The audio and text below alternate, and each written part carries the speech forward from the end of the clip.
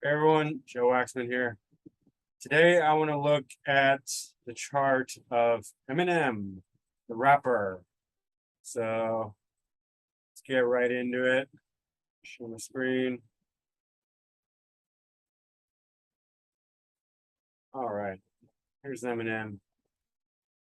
I was just looking at his Wikipedia page, and it's pretty interesting. Um, his chart's very interesting. So obviously he's got this really prominent grand air trine, and that makes sense for a rapper to have a lot of air. We see that very often with rappers, talkers, media hosts, media personalities. Um, Alex Jones had a grand air trine as well as grand air. Uh, so huge stellium in Libra, right? Sun, Ceres, and by the way, I only include asteroids when they're relevant, when they sort of make sense within it. When it's just a random asteroid over here, or wherever, I'm probably just going to take it out because it'll just complicate things and it's not really relevant. But I left Ceres in because it's just a part of this stellium here. Sun, Ceres, Uranus, Mars, Pluto, and Pallas Athena. Again, another asteroid that seems to be part of this huge stellium here. What's really interesting is that Sun is debilitated in Libra and Mars is in detriment in Libra. He's got a lot of not very good dignities. Venus is debilitated in Virgo, although it is angular, conjunct the MC, so that is quite strong. Call that accidental dignity. But we can really see that in his personality. Like the way dignities play out is sort of by having dignity in real life, like dignity, respect, honor, above boards, and negative dignity, bad dignity, or having no dignity means the opposite, where a person acts in less respectful ways, dishonorable, negative. So like for instance, Libra suns can either become sort of often very weak and just like kind of spineless. And you'll see this, I hate to stereotype again, but you'll see that more often with the Libra women. They're just sort of like people pleasers, kind of pushovers, overly just yes to everything, yes, and they hate to cause any trouble and it just seems like they almost have a lack of self-respect. And then often in the men, it takes a different tone. And again, this can cross. It's not I'm not trying to draw a hard distinction here. It can go either way. But the other way that Libra sons can express themselves, which you do see often with men, is more like an aggressive way. They become a little more nasty, a little more vulgar, crude. And I just want to pull up his Wikipedia page just to no, I don't even need to. Just one of his last albums was called Music to Get Murdered By or something like that. And like if you've seen him sometimes, like if you watch movies or shows, he'll be an extra in there. He's always nasty. Like he's always yelling and cursing and just has a negative, angry, bad attitude. So we can see that very much with the debilities that he has in his chart. The good side is that even if you have debilities in your chart, doesn't mean you can't be successful. Doesn't mean you can't be famous. I mean, he's super famous. He's like, he's won all sorts of awards and sold millions and records and all kinds of stuff. artist of the decade. I think he won the decade, you know, like, I mean, it's pretty impressive. A lot of that has to do with the skill of this grand air trine. Like it just makes him an excellent rapper, despite his negative attitude about things, which we see in with the debilities and negative dignities. But this stellium's in Libra. It's in the 11th house of hopes, wishes, dreams, career success. And this positive Venus is in Virgo conjunct the MC, basically, a few degrees off, but so then there's a lot of energy right around the MC, his career. Venus and Virgo, by the way, we do see this often in the artistic field, because Venus and Virgo is very critical. Venus represents the creativity. And in Virgo, it has that very critical eye, knows exactly what it wants. And it will become so picky that it's just like, no, no, no, not good enough, not good enough. We need to do it like this, has to be like this, it's got to be like this. And, you know, all that's crap. Get rid of it. I want this. This is what I want. We're going to do it this way. It has that critical ability, that perfectionist, because that's Virgo, and Venus is the creativity. So for the arts, I mean, like I said before, it's not a creative position for Venus to be in. Virgo lacks that creative element usually, but what it has in spades is that critical perfectionism. That if you're taking something creative and then you bring it to Virgo, Virgo will, you know, slice and dice it up and make it shine, bring out the best qualities of it. So that's Virgo's real expertise. So yeah, so that's very interesting and prominent in his chart. Moon in Aquarius. I think Tupac had Moon in Aquarius.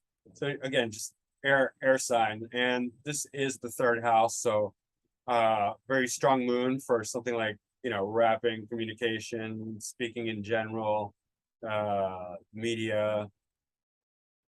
Yeah. And Gemini, of course, Saturn, and then this is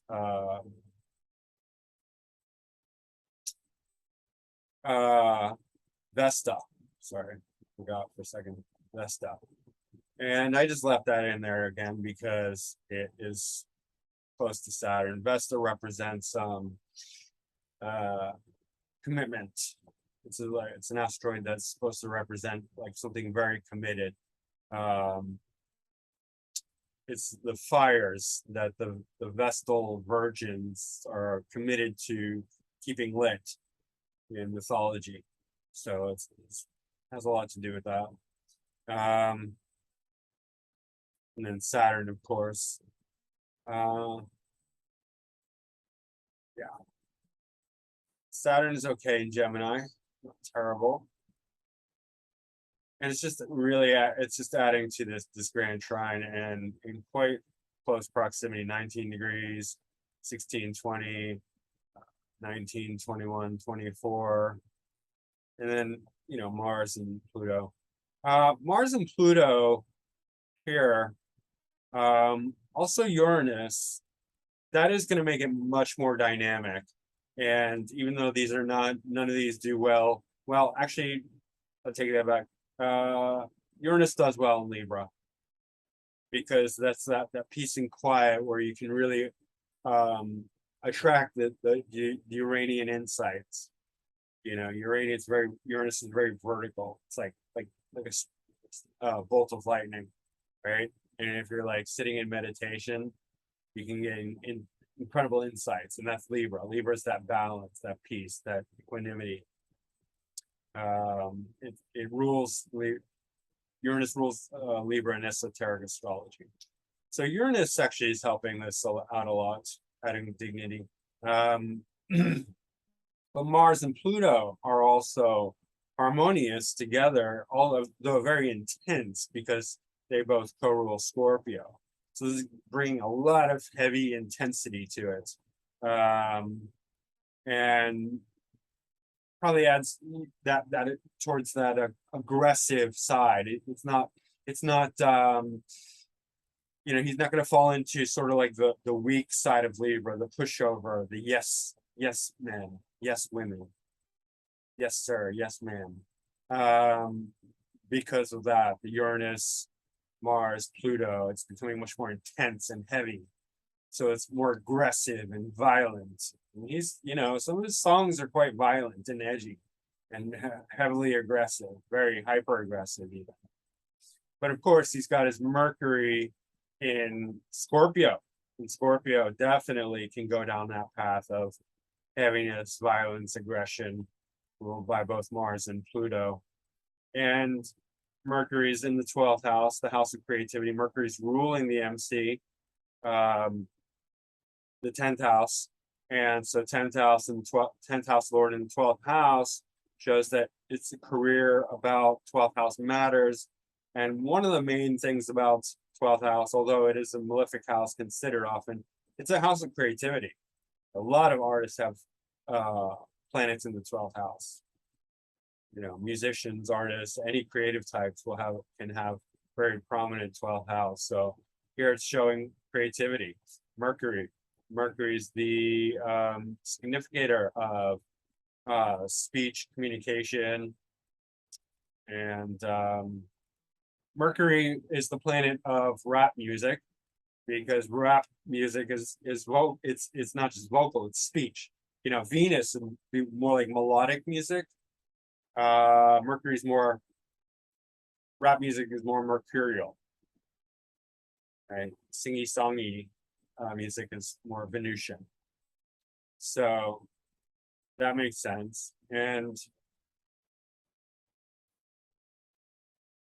Mars and Pluto are ruling it. That's in Libra, Venus.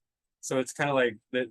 These three are connected here because they're all in each other's signs. It's not a mutual reception. It's just the energy flow, right? Venus is in Mercury's sign. Mercury is in Mars and Pluto's sign. Mars and Pluto are in Venus's sign. So they're just kind of going in a flow like this. Of course, obviously, the ascendant has Neptune conjunct, and this is very much Neptune is a planet that you will see prominent in many artists and musicians, either high in the sky, angular conjunct the MC, or conjunct the ascendant. It just adds a lot of creativity to the person. So that's very prominent. That's very fits with a musician, with an artist, very much.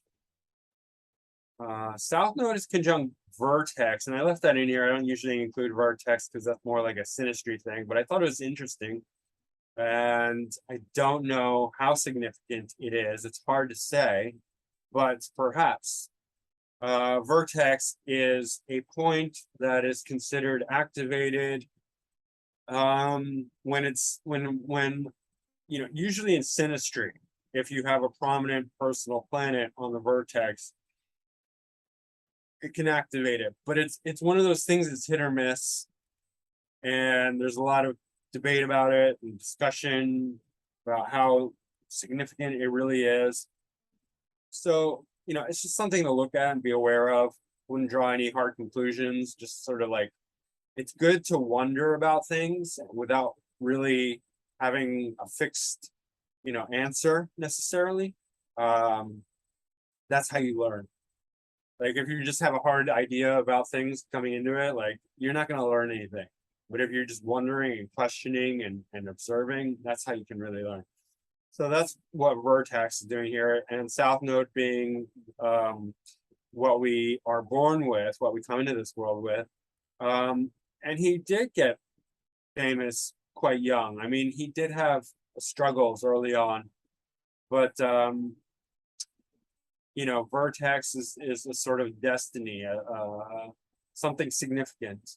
So I wonder if this means that, you know, early on at some point in his life that it would happen, something would happen. I forgot to mention, that reminds me. His sun is conjunct Spica, which Spica is one of the most prominent stars in the sky, one of the most fortunate, and it can indicate a quick sudden rise to fame. So that's why it reminded me of, which he did have.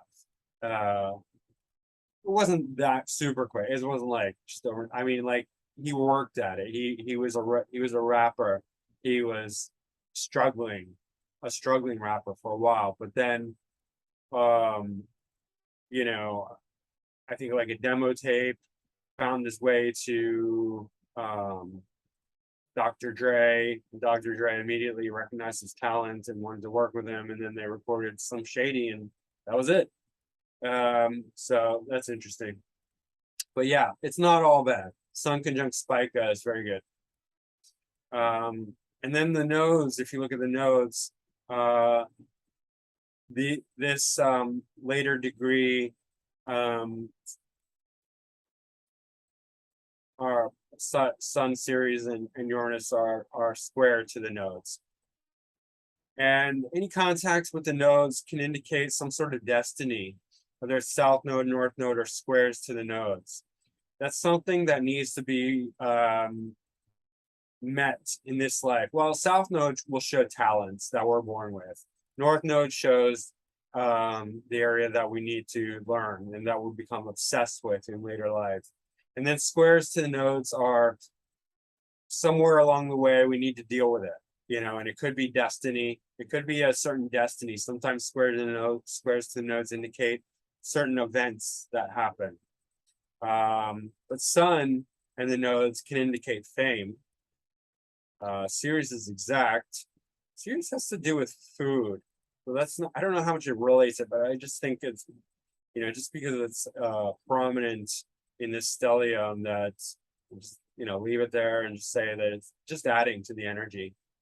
And then of course, Uranus is very independent, you know, shocking, insightful, awakener. It also has to do with music, Uranus, believe it or not. Why? Because it's so in the now. So if you think about like a rhythm, drum beat, Uranus, that's Uranus, because Uranus is just like here now, like a drum beat is like, you know, each moment is just like here and now, right? And you do see Uranus prominent within musicians. So that's also pertinent. And it's also influencing his sun, just making him much more independent, much more unique, much more dynamic. And he needs that with the sun in Libra. He needs that Uranus to really give him that spark of electricity that makes him stand out and be really, you know, vibrant. And Uranus also does well in air signs, right? It rules Aquarius, and it's going to be good in Gemini too. So it's just like part of really, a really good, strong part of this air triangle, grand air triangle. Ascendant Lord's Jupiter in Capricorn. Oh, I forgot. This is also debilitated. Man, this is crazy. So many debilities. Because it's exalted in Cancer. But it is moving towards the second house cusp, which is voice. So he's not much of a singer, he's a rapper. But again, we're just seeing so much, like if you listen to his lyrics, they're just quite negative, his songs. And again, that's you know, Jupiter, Sun, Mars, Venus, all with negative dignity. But it didn't stop him. I mean, I guess people like that. People like that, you know, especially in rap. It works very well in rap. Because, you know, I guess it could work in any music. There's a lot of music that really is quite negative out there. In the theme of the music is quite negative. Venus also has an inconjunct really strong direct in conjunct from Chiron, that would be difficult. That is Venus for a man is relationships, and here it rules the sixth house, so he's bringing a lot of competition into his career and public image as well. I mean, man, this guy's just like all, you know, like thorns. Eminem is just like all thorns. And people love him, you know. So yeah, 11th and 6th it's ruling. So it's just bringing us something very painful. And if you read his you know, about his life, he had a very difficult upbringing, poverty. You know, he grew up in an all-black neighborhood in Detroit, and I guess he was born as, yeah, he was born in Missouri, but then I guess he grew up in Detroit. His father left him when he was young, and so he had a lot of real difficulties. His mother was very unstable, mentally, emotionally. That's Aquarius, Moon in Aquarius. Yeah, so but then I don't know about, well, he met his girlfriend when he was young, and then he had the daughter, and they were still poor. And then I think he stayed with her. He was also addicted to prescription meds, pain pills, I think. That's very typical of anything with Neptune. Neptune on the ascendant, especially in Sagittarius. Neptune and Sagittarius, both very wild, party like, prone to drugs, alcohol, that sort of thing. So it's not surprising. What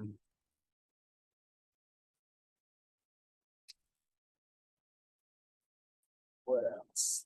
North Node is in the second house, so that doesn't get activated till after 42, which she already is. But so, you know, it's a sort of continuation because South Node's in Cancer activating his moon, which is part of this grand air trine. So you can see that, you know, this is already activated when he was young, and then as he gets older, it's still a continuation because second house, so speaking, voice, you know, and Saturn is going to activate Saturn. It's still part of this grand air trine, so it's just a continuation. Sometimes you can see where the nodes really divide up a person's life into two separate halves. Sometimes it doesn't. It's just a continuation because they activate similar things. But yeah, Chiron in conjunct Venus is going to show just pain, a lot of pain and difficulties and challenges around relationships, and more conflict, more thorniness, more nastiness from Eminem's whole, you know, personality. Jupiter is square Pluto. I mean, Jupiter squares generally aren't so bad, but Jupiter's not in very good dignity here.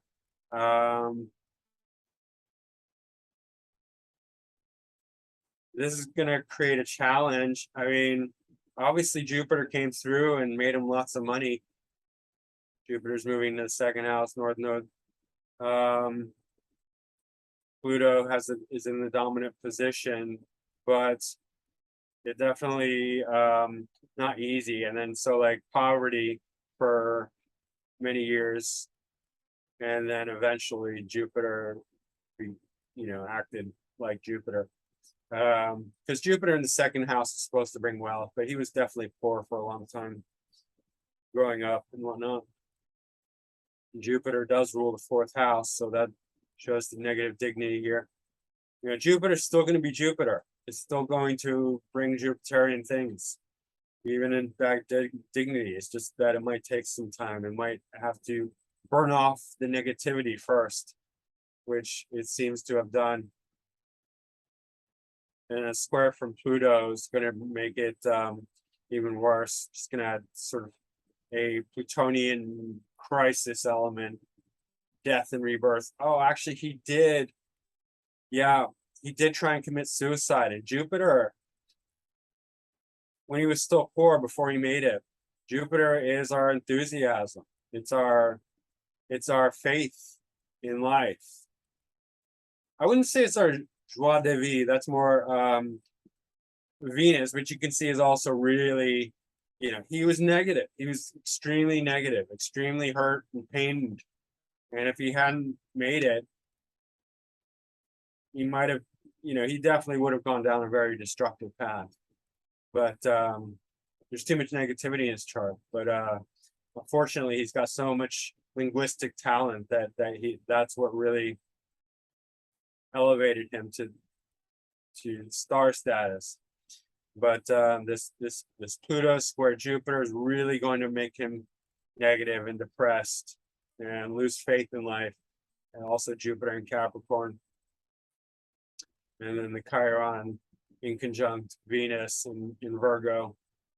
Very negative. And then he's going to turn to drugs and alcohol. I don't know about alcohol, but drugs, yeah, definitely. Anyway, that's Eminem. Good and bad. Yeah, he formed a duo called Bad and Evil with somebody. I mean, that's just like, you can't make this stuff up. There's so much negativity in his chart that it really comes out. He sings about, violence and rape and, so aggressive, so nasty, but so talented at the same time. So anyway, it is what it is. He's an interesting character, and he has an interesting chart. So also South Node, I forgot even to mention, South Node is in the 8th house. 8th house is the house of crises, of death and rebirth, of intimacy, but shared resources. It can mean having to live off of other people. That happens definitely. So yeah, and he grew up very, very, very difficult circumstances. That's South Node in the 8th house. 8th house is also sudden events. So it can mean sudden fortune, like sudden inheritance, sudden gain. So that's also possible in the 8th house, right? And it's like he won the lottery a bit when Dr. Dre heard him and discovered him and recognized his talent. So it's interesting. Anyway. Yeah, that's Eminem. So hope you found that interesting. And if you'd like to book a reading, go to my website, macroastrology.com, or email me at macrogoldmachine@yahoo.com. And don't forget to hit like, subscribe, and share. All right, guys. Thanks. That's it for now. Bye.